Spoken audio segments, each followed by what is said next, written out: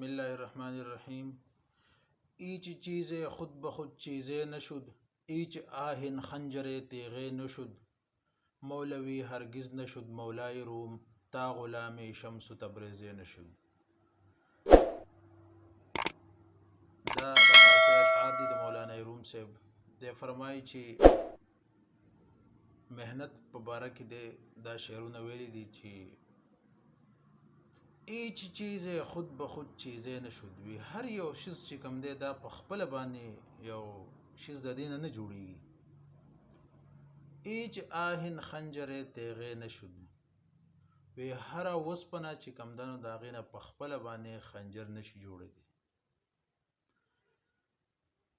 مولوی هرگز نشد مولای روم، تا غلام شمس و تبریزه نشد.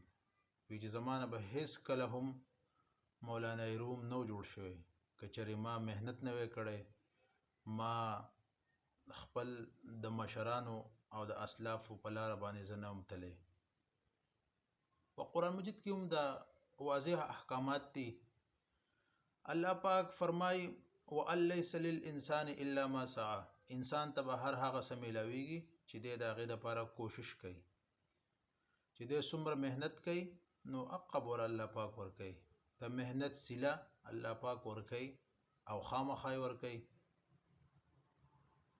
یعنی د انسان سره چې مونږه مهنت وکړو نو هغه پکې په معاوضې د ورکولو په وخت کې هغه بیا لم لیټ کوي، خو لیکن د الله پاک داسې ذات دی چې هغه د چا معاوضه نه ایساروي. هغه ستا چې کوم مهنت دی تاله د هغې معاوضه به راکوي.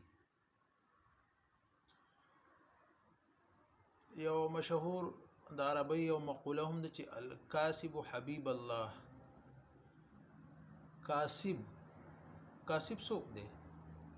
کار کوونکی څوک چې څه کار کوي نو دی د الله پاک دوست دی. دوست یعنی مهنت کوونکی چې کوم دی د الله پاک دوست دی.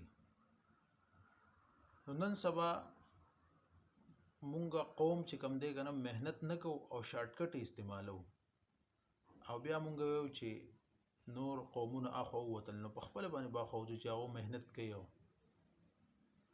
نو الله دې موږ له د صحیح مهنت کولو توفیق راکړي د دنیا او د آخرت.